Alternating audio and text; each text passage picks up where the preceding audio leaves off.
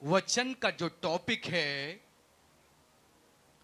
वो टॉपिक है अभिषेक के लिए बड़ा बलिदान।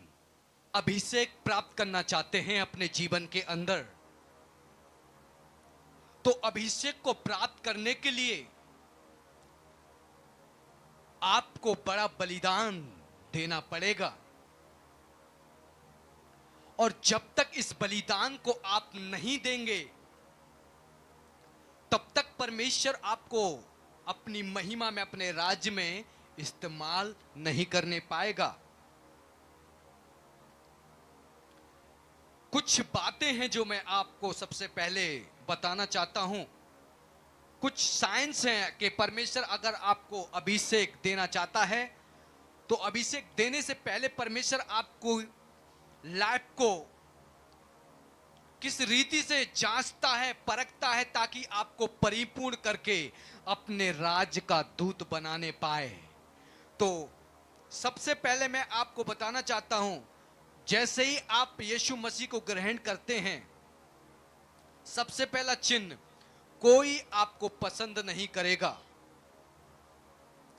कोई भी आपको पसंद नहीं करेगा। जैसे ही जीवन के परमेश्वर को आप अपने लाइफ के अंदर एक्सेप्ट करते हैं, आपके परिवार के सदस्य, आपके मित्र, आपके माता पिता आपके खिलाफ हो जाएंगे।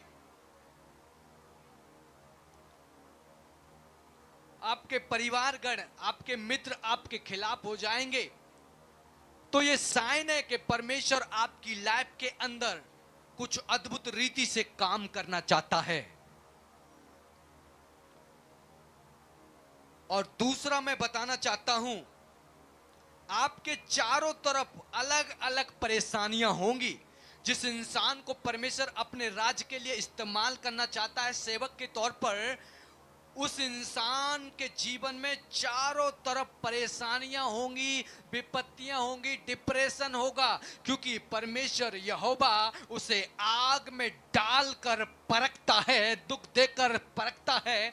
अलग अलग परिस्थितियां उसके जीवन में हमें देखने को मिलती हैं। यूसुफ को जब परमेश्वर अपने राज्य में इस्तेमाल करने वाला था, तो उसके भाई, यूसुफ के भाई यूसुफ से चिढ़ते थे, क्योंकि यूसुफ जब अपने दर्शनों को बताता था कि परमेश्वर ने मुझे ये दर्शन दिया है, तो माता पिता और भाई उससे कहते थे, ये कैसी कैसी बातें हैं जो तू देख रहा है, क्या हम तेरे अधीन रहेंगे? यानी कि भाई भी चिढ़ते थे। ये पहचान है कि परमेश्वर अगर आपको इस्तेमाल करना चाहता है तो आपके घर के लोग ही आपका विरोध करना चालू कर देंगे। आपके घर के अंदर से ही आपका विरोध होने लगेगा। ये साइन है कि परमेश्वर आपको तोड़ रहा है। जैसे परमेश्वर ने यूसुफ को तोड़ा, चारों दिशाओं से उसको तोड़ा, उसके भाइयों ने उसको कुएं में डाल दिया, उसके बाद कुएं से निकालकर उन्हें इस्माइलियों के हाथ बेच दिया, और इस्माइलियों ने उन्हें मिस्रियों के हाथ बेच दिया। बेचने के बाद वो एक पोतीफर के घर में गया, जो फिरौन का एक सेनापति था, पोतीफर। और जब पोतीफर के पास में गया और वहां वो सेवकाई करने लगा, मतलब काम करने लगा यूसुफ, तो वहां भी उसकी पत्नी ने उसके ऊपर आरोप लगा दिया। यानी कि हर तरफ उसको दुख देखने को मिला। जब परमेश्वर आपको अपने राज्य में इस्तेमाल करेगा तो वो आपको पूरी रीति से तोड़ता रहेगा, तोड़ता रहेगा, तोड़ता रहेगा। और जितना ज्यादा दुख, जितनी ज्यादा परिस्थितियां आपकी खराब हैं, उतना बड़ा अभिषेक आपकी लाइफ के अंदर, आपके सर के ऊपर रखा हुआ है।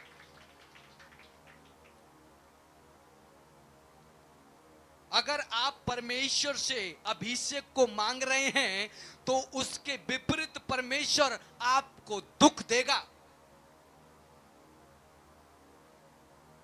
दुख ही दुख चारों तरफ से आपकी जिंदगी के अंदर होंगे, क्योंकि ये एक तरीका है परमेश्वर का काम करने का, आपको परिपूर्ण बनाने का, आपको निखारने का। जैसे कि सोने को हम जब भट्टी में आग में डालते हैं तो सोना आग के अंदर चला जाता है, फिर मिट्टी मिट्टी अलग हो जाती है और सोना अलग हो जाता है। उसी रीति से परमेश्वर हमें दुख तकलीफ देकर हमारे अंदर से जो भी गंदी आदतें हैं, गंदी चीजें हैं, उन्हें फिल्टर की तरह आजमाइश करके, परीक्षा कर करके हमें परमेश्वर परिपूर्ण करता है, हमारे अंदर से गंदगी निकालता है। जैसे सुनार मट्टी फेंक देता है सोने को जब निकालते वक्त, छानते वक्त, उसी रीति से परमेश्वर आपको अगर अपनी महिमा में इस्तेमाल करेगा तो वो आपको दुख देना चालू कर देगा। और लोग समझ ही नहीं पाते। बहुत सारे लोग तो कहते हैं कि ये क्या हुआ, मैंने परमेश्वर से मैंने अभिषेक मांगा, और जब मैंने परमेश्वर से अभिषेक मांगा तो अभिषेक तो परमेश्वर ने मुझे दे दिया, लेकिन चारों दिशाओं में परमेश्वर ने मेरे परिस्थितियों को, डेथ परिस्थितियां मेरे चारों ओर परमेश्वर ने खड़ी कर दी।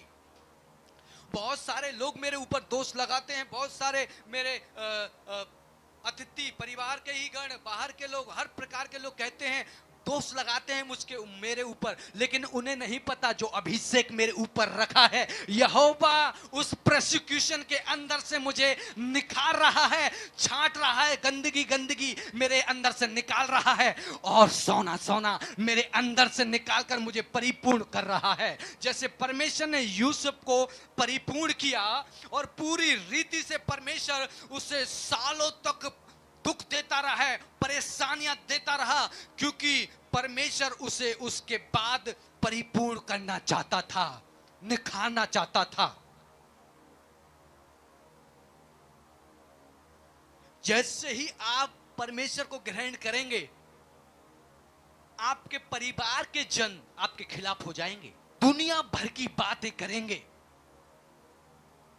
दुनिया भर की बातें करेंगे, लेकिन जिसके यहां पे लिखा हुआ है यहोवा इरे, वो किसी भी परिस्थिति को नहीं देखता, वो उसका सीधा फोकस यीशु मसीह के ऊपर होता है, जीसस क्राइस्ट के ऊपर होता है, उसका सारा फोकस होता है। इसीलिए मेरे प्रियो, मैं अपने जीवन से गवाही देना चाहता हूं, क्योंकि मैंने परमेश्वर से मांगा है कि परमेश्वर, मैं ऐसा अभिषेक चाहता हूं, और जब से मैंने ये अभिषेक मांगा है तब से परमेश्वर मुझे दुख ही दुख दे रहा है, सुख तो मेरे पास है ही नहीं।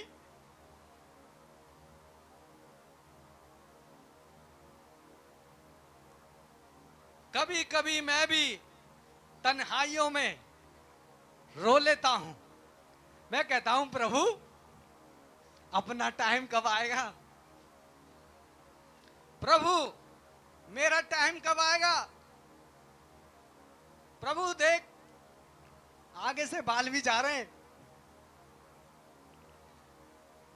प्रभु कहता है शांत रहे, बाइबल पढ़, फास्टिंग कर, परिपूर्ण बढ़, तेरा समय बहुत ही जल्दी आने वाला है। और मैं परमेश्वर की बातों को सुनकर धीरज धरे रहता हूं कि परमेश्वर जो कहता है वो पूरा करता है, वो मनुष्य नहीं जो अपनी बात को कहकर मुकर जाए। इसीलिए मेरे प्रियो, आपको अभिषेक के लिए बड़े बलिदान करना पड़ता है, बलिदान, सैक्रिफाइस करना पड़ता है आपको। ऐसे अभिषेक नहीं मिलता, अगर मिल भी गया तो उस अभिषेक का एक अलग लेवल है, लेकिन जो अभिषेक अगर बढ़कर आप चाहते हैं तो उस अभिषेक के अंदर सताव होगा, दुख होगा, तकलीफ होगी। Praise God. और ध्यानपूर्वक सुने, शैतान जानता है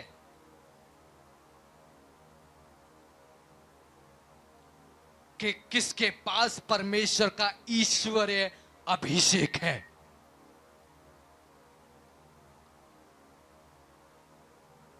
आप मुझे नहीं जानते,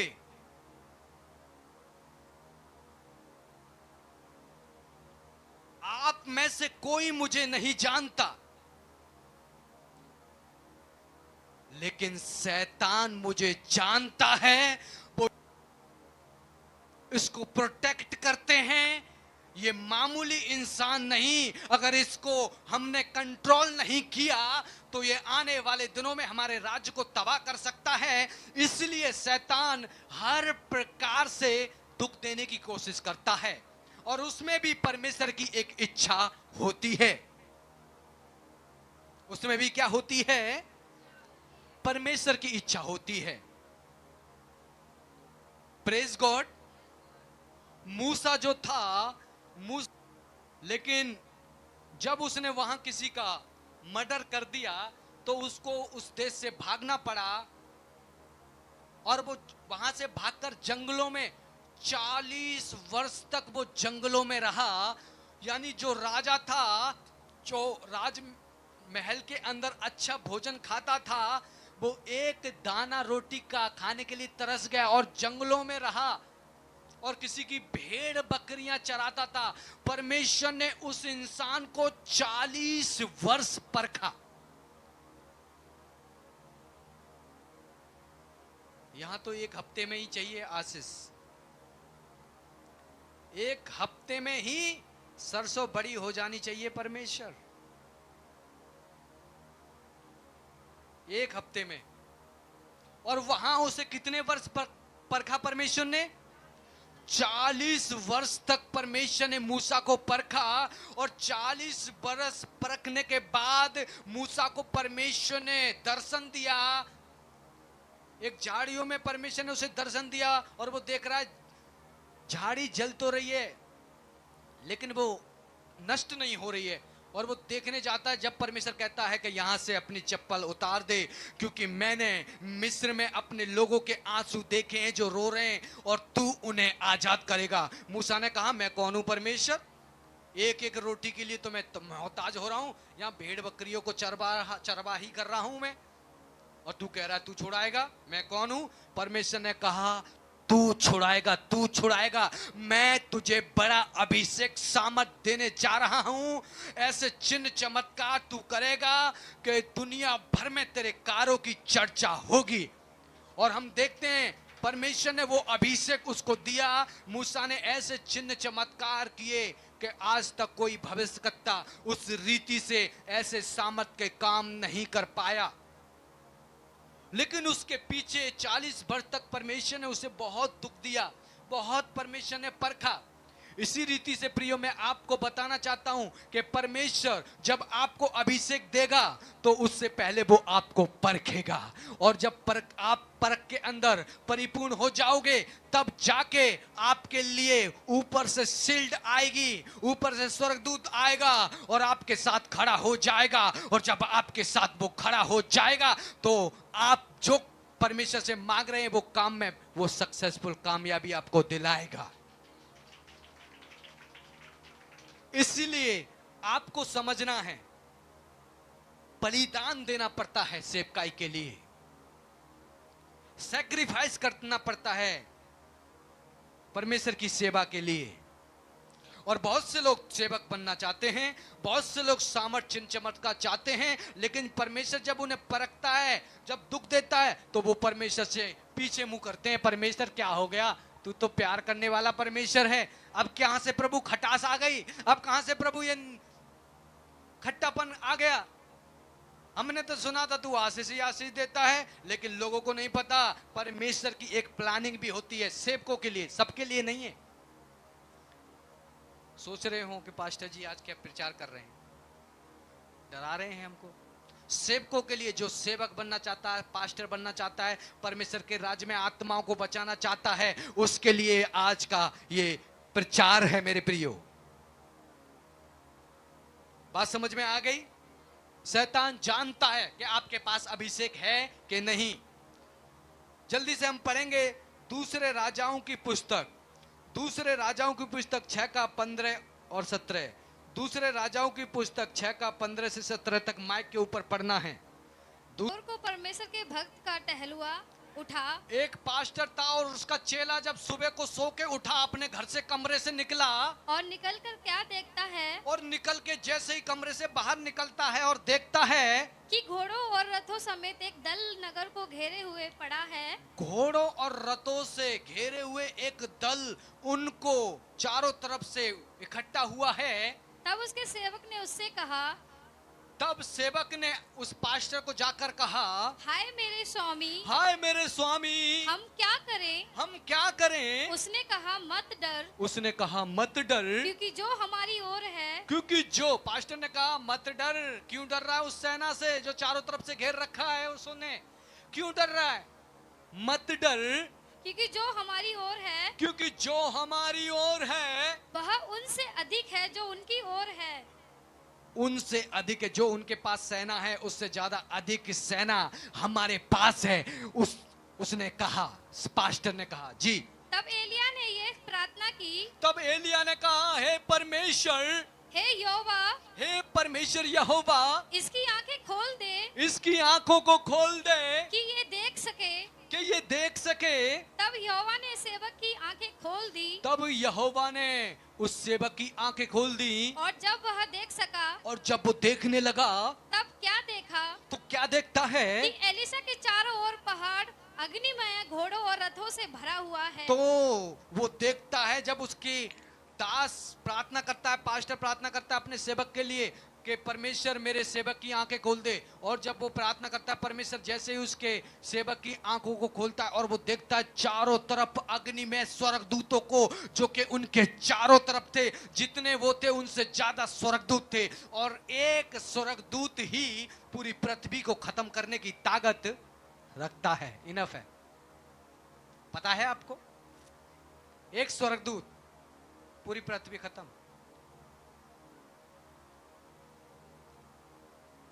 तो मैं आपको बताना चाहता हूं,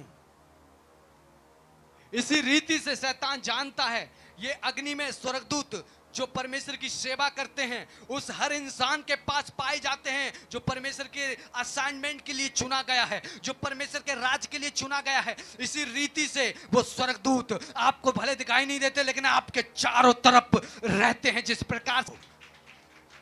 और ये बात को शैतान जानता है, क्योंकि शैतान जानता है, शैतान देखता है आमने सामने, ये मिकाएल आ रहा है, ये जिब्राइल आ रहा है, ये लेमियल आ रहा है, ये उरियल आ रहा है, ये फलाना फरिश्ता आ रहा है, ये फलाना फरिश्ता आ रहा है। और जो वो देखता है कि ये इंसान मामूली इंसान नहीं, क्योंकि इसके पास फरिश्ते आ रहे हैं, जा रहे हैं, आ रहे हैं, जा रहे हैं। कि मेरे प्रियो, शैतान जानता है, वो देख लेता है, अरे मेरे दास धर्मेंद्र जी के पास कितने सारे स्वर्गदूत आ रहे हैं, अगर इसको मैंने कंट्रोल नहीं किया, अगर इसको मैंने भटकाया नहीं तो ये मेरा राज खत्म कर देगा। और इस चीज का उसे डर रहता है, उस चीज का उसे क्या रहता है? डर रहता है। और फिर वो अलग अलग परिस्थितियां, अलग अलग परेशानियां देना चालू कर देता है। और वो जानता है मनुष्य की क्या कमजोरी है। किसी की कमजोरी पैसा है, किसी की कमजोरी व्यभिचार है, किसी की कमजोरी लड़की है, किसी की कमजोरी लालच है, किसी की कमजोरी दारू है, किसी की कमजोरी नशा है, किसी की कमजोरी लालच पैसा है। हर इंसान की वो कमजोरी को जानता है और वही इंसान को फिर वो देने की कोशिश करता है। अधिकतर लोग जो परमेश्वर के चुने नहीं होते, अधिकतर लोग नए लोग हैं, अधिकतर लोग ट्रैप के अंदर फंस जाते हैं, फिर निकल नहीं पाते। कहते हैं चल चलोगे जी? नहीं, मन नहीं कर रहा, कमर में थोड़ा सा सॉरी मन नहीं कर रहा है। बोल देना पास्टर जी से, वो थोड़ा सा निमोनिया हो गया या टाइफाइड हो गया या फीवर चढ़ गया। कहाँ? टांगों में। कहाँ चढ़ गया फीवर? हैं जी, बड़े एक्सपर्ट हैं झूठ बोलने में। कहाँ फीवर चढ़ गया? टांगों में चढ़ता है फीवर। झूठ भी नहीं बोलते, पकड़े जाते हैं। फिर पास्टर समझ जाता है, अच्छा बेटा कोई बात नहीं, परमेश्वर से तो दूर है, बहाने कर रहा है, मत आ। लेकिन परमेश्वर जानता है। इसी रीति से मेरे प्रियो, शैतान ट्रैप के अंदर फांसता है। आपको पता है यीशु मसीह की परीक्षा की शैतान ने, और यीशु मसीह को भी वो परीक्षा में डालना चाहता था शैतान। उसे पता है ये जगत का उद्धार करता है, ये जगत को बचाने के लिए आया है। अगर मैं इसको नहीं रोकूंगा तो ये करोड़ों अरबों पृथ्वी के लोगों को बचा लेगा, यीशु मसीह। और इसीलिए शैतान यीशु मसीह की परीक्षा करने आया और बोलने लगा, यदि तू परमेश्वर का पुत्र है तो इन पत्थरों को बोल दे कि ये रोटियां बन जाएं। इन पत्थरों को बोल दे कि ये रोटियां बन जाएं। प्रभु ने क्या उत्तर दिया? मनुष्य केवल रोटी से ही नहीं, हर एक वचन से जो यहोवा के मुख से निकलता है उससे जीवित रहेगा। और शैतान को शर्मिंदगी हुई और शैतान को बुरा लगा। शैतान ने कहा, यार बाइबल की जानकारी तो यीशु मसीह को भी बहुत अच्छी ज्यादा लग रही है। यीशु मसीह भी यार, शैतान सोच रहा था चलो थोड़ा सा बना दें एक्ट करके। फिर दूसरी जगह एक जगह लेके चला गया और बड़े पहाड़ पर खड़ा किया, बड़े ऊंचे स्थान पे खड़ा किया और कहने लगा, तू देख, पहले फिल्म दिखाई, ये देख लाइव टेलीकास्ट जो देख रहे हैं ना, उसने अपने हाथ से दिखाई और दिखाया, पूरा जगत पूरा संसार दिखाए, अमेरिका, यूएस, जापान, इंडिया, सारे देश दिखा दिए और कहे कि ये सारा का सारा तुझे दे दूंगा, केवल मुझे झुककर प्रणाम कर। अगर यीशु मसीह उसे झुककर प्रणाम करते, अगर लालच में आ जाते कि जगत मुझे देने के लिए शैतान तैयार है, क्या होता आपका और मेरा? फिर एक और दुश्मन ऐड हो जाता लूसीफर की जगह और वो यीशु मसीह होते। पिता तो फिर एंट्री ऊपर नहीं होती यीशु मसीह की। बात समझ में आ रही है? अब भाई चोर चोर मौसेरे भाई हो जाते, लेकिन यीशु मसीह फंसा नहीं। यीशु मसीह को पता था कि मैं इसलिए इस पृथ्वी के ऊपर आया हूं, अपने पिता की इच्छा पूरी करने के लिए आया हूं। और मैं आपको बताना चाहता हूं, शैतान वापस गया यीशु मसीह को छोड़ के, और यीशु मसीह ने वो काम किया, गुड फ्राइडे के दिन परमेश्वर ने वो काम किया, अपनी जान को परमेश्वर ने क्रूसीफाई किया और आज मानव जाति उद्धार को प्राप्त कर रही है, उसका गुणगान कर रही है, तो केवल केवल केवल यीशु मसीह के द्वारा। आप सब लोग ऐसे वाले हैं ना, मम्मी के पेट में दर्द हो गया तो चलो काट दें, बकरा काट दें, मुर्गा काट दें, आप सब हैं उस चीज से। होली आई, दिवाली आई, चलो जी चाहिए, भेंट चाहिए, बकरा चाहिए। लेकिन यीशु के वचन में लिखा है, अनहोना है जो बकरों का, भेड़ों का लहू तुम्हें निर्दोष ठहराए। ऐसा हो नहीं सकता। इसीलिए परमेश्वर ने अपने लहू को देकर एक ही बार सारे के सारे शैतान की जो कंडीशन थी ना, वो खत्म कर दी। अब हम धर्मी हैं, अब हम धर्मी हैं, अब हम धर्मी हैं। जितने व्हाइट वस्त्र के अंदर आए हैं वो धर्मी हैं, और भाई और भी वस्त्रों में आए हैं वो भी धर्मी हैं। मुझे माफ करना, क्योंकि व्हाइट ज्यादा हाईलाइट हो रहा है। हालेलुया। प्रेरणा की मम्मी, आशा सिस्टर, प्रीति और हमारे धर्मेंद्र जी, व्हाइट एक अलग ही कलर है। हालेलुया। जो कि पवित्रता को दर्शाता है, जो कि परिपूर्णता को दर्शाता है, जो प्योरिटी को दर्शाता है। Praise God. तो मैं आपको बताना चाहता हूं, दुख हमारे जीवन में जब आता है तो बड़े अभिषेक को लेके आता है। किसको लेके आता है? किसको लेके आता है? और एक बात को मैं पढ़ाकर समाप्त करने जाऊंगा। मत्ती रचित सुसमाचार 27 का 45 और 46 हम पढ़ेंगे। मत्ती रचित सुसमाचार 27 का 45 और 46 जल्दी से हम पढ़ेंगे। से लेकर तीसरे पहर तक, दोपहर से लेके तीसरे पहर तक उस सारे में अंधियारा छाया रहा। उस सारे जगत में, उस सारे संसार के अंदर उस समय अंधियारा छाया रहा। तीसरे पहर के निकट यीशु ने बड़े सबसे पुकार कर कहा, तीसरे पहर तक यीशु मसीह ने बड़े सबसे पुकार कर कहा, एली एली एली एली लमा सब सक्तनी, एली एली लमा सबक्तनी, अर्थात हे मेरे परमेश्वर, अर्थात हे मेरे परमेश्वर तूने मुझे क्यों छोड़ दिया। बात समझ में आ रही है? जिस समय यीशु मसीह लटकाया गया था वहां पूरा का पूरा अंधकार हो गया था। बोलो क्या हो गया था? बोलो क्या हो गया था? और यीशु मसीह डर गए। बोलो क्या हो गए?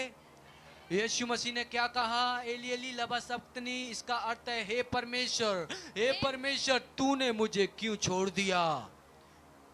क्योंकि पूरे शहर में अंधकार हो गया था। परमेश्वर ने अपने बेटे को जानबूझकर शैतान के हाथों में रख दिया कि तू मरे।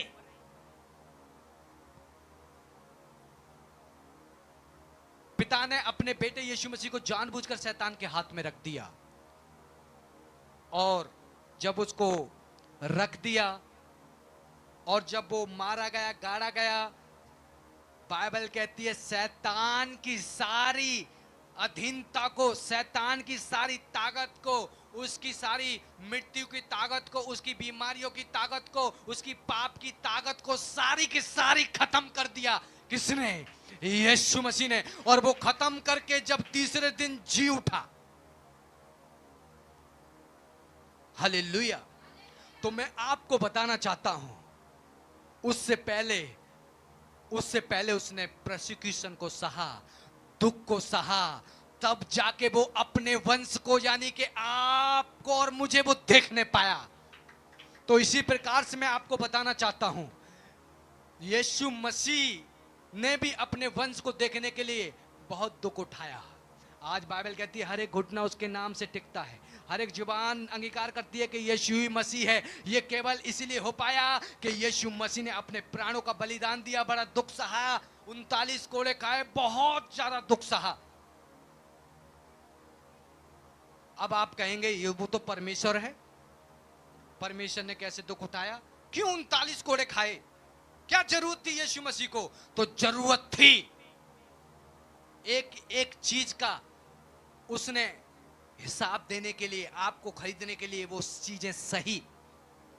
एक एक जब कोड़ा पड़ा ना, एक एक शैतान से एग्रीमेंट हो रहा था, शैतान से एग्रीमेंट हो रहा था यीशु मसीह को मान ले, लेकिन मैं अपने बेटी को मौत की जो ताकत है तेरी छीन रहा हूं। मार ले, कोई बात नहीं कोड़े को, क्योंकि बाइबल कहती है बिना लहू बहाए माफी नहीं थी। इसीलिए यीशु मसीह ने जानबूझ के कहा कि हे धरती तू प्यासी है, कोई बात नहीं। परमेश्वर ने धरती को अपना खून दिया। परमेश्वर नरक गया, नरक की ताकतों को खत्म करने के लिए। आदम के द्वारा जो पाप आया था, आदम और हवा के द्वारा जो पाप आया था, उसको खत्म करने के लिए यीशु मसीह ने ये सारी चीजें सही। कितने लोगों को पता है आदम हवा के द्वारा क्या आया? क्या आया? पाप के पाप आया आदम और हवा के लिए, और उस चीज को खत्म करने के लिए हमारा यीशु ने वो सैक्रिफाइस को दिया, बड़े बलिदान को दिया। बड़ा अभिषेक आपके ऊपर है, तो इस चीज से डरना बंद कर दें। ये सोचे कि अभिषेक आपको बढ़ा रहा है, परमेश्वर का ये तरीका है।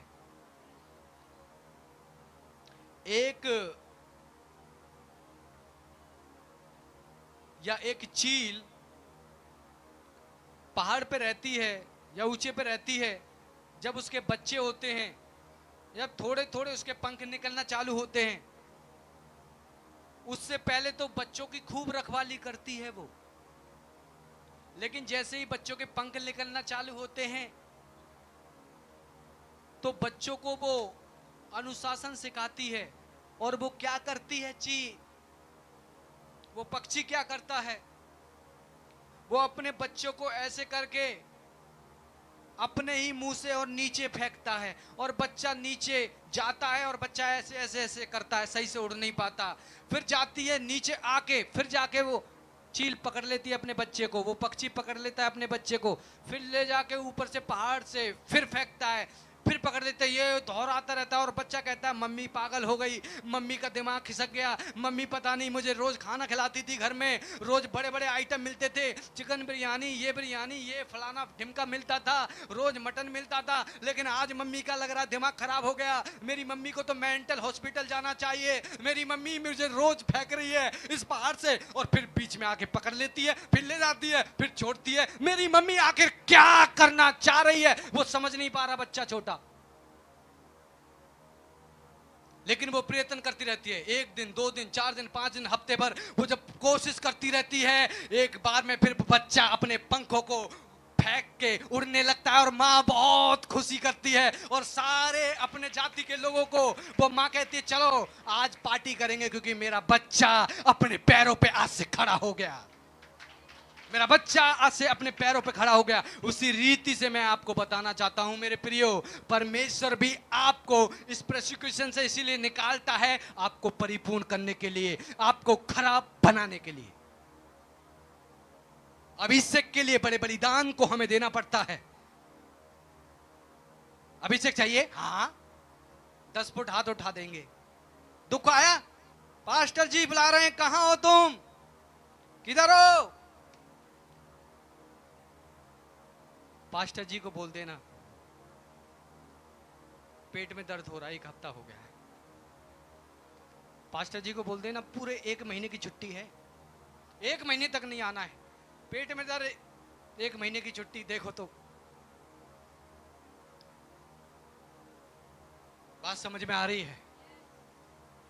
अगर आप मसीह हैं, परमेश्वर की उपस्थिति में आना नहीं छोड़ेंगे। अगर रियल मसीह हैं, जिस दिन आपने परमेश्वर की उपस्थिति में रहना छोड़ दिया उसी दिन आप मर जाएंगे।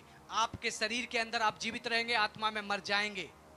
क्योंकि मछली को अगर पानी से निकाल लिया जाए, मछली जीवित नहीं रह सकती, क्योंकि उसे ऑक्सीजन नहीं मिल पाएगी तो वो खत्म हो जाएगी। उसी रीति से अगर परमेश्वर की उपस्थिति आपकी लाइफ के अंदर नहीं हुई तो आप भी मर जाएंगे, आप जीवित रह ही नहीं सकते, आपकी डेथ हो जाएगी। बात समझ में आ रही है? इसीलिए परमेश्वर की उपस्थिति में रहना अनिवार्य है। कितने लोग आज से परमेश्वर की उपस्थिति में रहेंगे? कितने लोग तैयार हैं अभिषेक के लिए? बलिदान के लिए कौन तैयार है? बलिदान के लिए चलेंगे नीचे हाथ, बलिदान के लिए बोल रहा हूं तो जेब में हाथ डाल रहे हैं, कैसे मिलेगा? अभिषेक चाहिए लेकिन बलिदान कोई देने को तैयार नहीं है। इब्राहिम को परमेश्वर ने बहुत बुजुर्ग अवस्था में एक बच्चा दिया और परमेश्वर ने कहा, इसकी परीक्षा की परमेश्वर ने, और कहा इसे फलाने फलाने जाके मोरिया पहाड़ पर ऐसे ऐसे कर मेरे लिए अल्टर पे दे। उसने सुना और वो गया, जैसे ही करने वाला था परमेश्वर ने कहा, मैं तेरी परीक्षा कर रहा था, मैं तुझे आजमा रहा था, मत बच्चे को हानि पहुंचा। तो परमेश्वर परीक्षा करता है, और जो परीक्षा में वो पास हो गया, परमेश्वर ने उसे अपना मित्र कहा और कहा भूमंडल के सारे लोग तेरे कुल के द्वारा आशीष पाएंगे, जितना बड़ा तेरा संतान होगा, जितना बड़ा ये तारे हैं, गिन सकता है? उसने कहा नहीं गिन सकता, ये तेरा वंश है। आज आप और मैं किसके वंश हैं? किसके वंश हैं? तो मेरे प्रियो, यीशु मसीह ने इसलिए दुख सहा, क्रूस पे वो मारा गया, गाड़ा गया, कि आपके पापों को वो खत्म करके आपको आत्मा के अंदर वो जीवित कर दे। आपको आत्मा के अंदर क्या कर दे? जीवित कर दे। Praise God. कितने लोग इस बात को समझ रहे हैं? कितने लोग इस बात को समझ रहे हैं? तो अभिषेक के लिए क्या चाहिए? बलिदान। पवित्र आत्मा तो मुफ्त में मिलता है।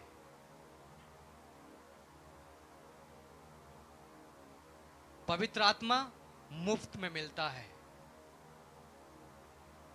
एक अभिषेक के लिए, अलग प्रकार का अभिषेक के लिए आपको बड़ा बलिदान करना पड़ता है। छोटा बलिदान छोटा अभिषेक, बड़ा बलिदान बड़ा अभिषेक। किसको चाहिए बड़ा अभिषेक? बड़ा बलिदान के लिए तैयार हो जाओ।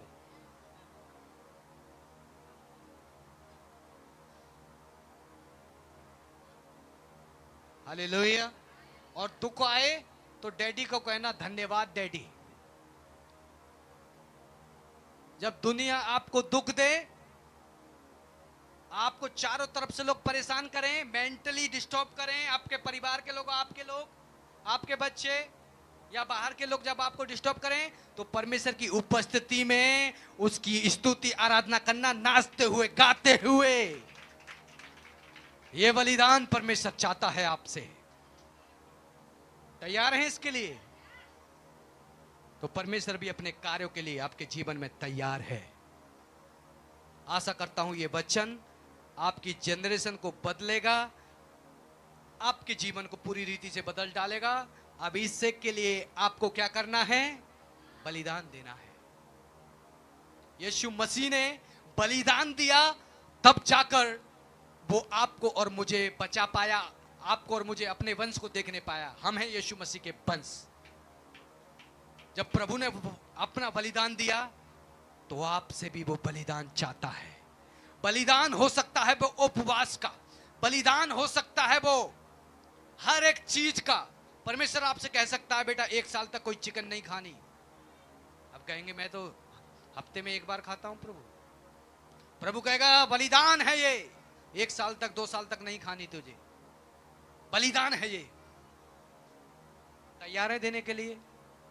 परमेश्वर कहेगा 1 साल तक तुझे बिल्कुल भी फोन नहीं देखना, बलिदान है ये। तैयार है? फोन देख? अरे नहीं, कैसे पास्टर जी, ये वचन हमारे लिए नहीं है, पड़ोसी के ऊपर है, घुमा दो उंगली उसके ऊपर। 1 साल तक कैसे मोबाइल नहीं देखेंगे? तो ये बलिदान है। क्योंकि आप जब मोबाइल नहीं देखेंगे तो परमेश्वर आपको परिपूर्ण करेगा। परमेश्वर कहेगा बेटा फालतू की चीजें जब तू देखेगा तो वो तेरे माइंड को डिमोनाइज करेंगी, तेरे दिमाग में गलत प्रभाव डालेंगी और तू मेरे अभिषेक से नहीं भर पाएगा, इसीलिए स्टॉप कर दे। तैयार है ऐसे बलिदान के लिए? तैयार हैं? परमेश्वर कहेगा तुझे बेटा 6 महीने तक चावल खाने, सिर्फ चावल भात, बस यही है तेरा साग पात, जैसे शद्रक मेशक ने खाए। और उसके बाद तू ऐसा करेगी, उसके बाद देख मैं तुझे कैसे आग के समान अपने राज में इस्तेमाल करता हूं। तैयार हो? नहीं पास्टर जी, हमारे यहाँ तो नई नई डिश बनती है ना, नई नई डिश। वो पालक पनीर फिर कौन खाएगा रोज? पति बोलता है कि पालक पनीर बनेगी, वो कौन खाएगा पास्टर जी? उसे तो खत्म करने के लिए मुझे बलिदान देना पड़ता है। परमेश्वर कहेगा छोड़ दे अपने हर एक मित्र को जो तुझे गंदी बातें सिखा रहा है, छोड़ उसको। यह है बलिदान। तैयार है अपने दोस्तों को छोड़ने के लिए? मैंने अपने दोस्तों का बलिदान दिया है, मैंने अपने बच्चों का बलिदान दिया है, मैंने अपने पैसों का बलिदान दिया है, मैंने अपने आत्मा का बलिदान दिया है, अपने शरीर का बलिदान दिया है, सब कुछ मैंने अपने बलिदान परमेश्वर के लिए दिया है। आज इसीलिए प्रचार में कर रहा हूं, आज इसलिए वो अभिषेक आपको नजर आ रहा है, उसके पीछे बलिदान बलिदान बलिदान बलिदान चाहता है परमेश्वर। एक इंसान दुख उठाए और एक इंसान के दुख उठाने के दौरान करोड़ों लोग आशीष पाएं, यह परमेश्वर चाहता है। जैसे यीशु मसीह ने दुख उठाया, पूरे भूमंडल ने आशीष को प्राप्त किया, तो क्यों ना दुख उठा लें हंसते हंसते, ताकि करोड़ों लोग उद्धार को देखने पाएं, आशीष को देखने पाएं। ये सेवकों के लिए है। तैयार हैं? तैयार हैं? तैयार हैं बलिदान के लिए? तैयार हैं? कितने लोग तैयार हैं? कुछ भी परमेश्वर बातें करेगा। और सुनो, ये मैं शिक्षा नहीं दूंगा, आत्मा खुद बताएगा। आत्मा खुद कहेगा 3 महीने तक बेटा तुझे कोई मूवी नहीं देखनी है, ये बलिदान है। आप कहोगे परमेश्वर मैं कैसे देख? नहीं प्रभु, एनाकोंडा आ रही है, वो सांप वाली मूवी। प्रभु मैं कैसे, मैं तो देखूंगा प्रभु। आप कहोगे प्रभु सनी देओल की वो मूवी आ रही है, उसे मैं देखना है। तो प्रभु कहेगा बेटा ले मूवी देखता रहे, तू संसार का ही है, क्योंकि संसारिक मनुष्य संसार की बातों पे मन लगाता है, आध्यात्मिक सिर्फ अपने डैडी की बातों के ऊपर अपने मन को लगाता है। शालोम, आप सबको जय मसीह की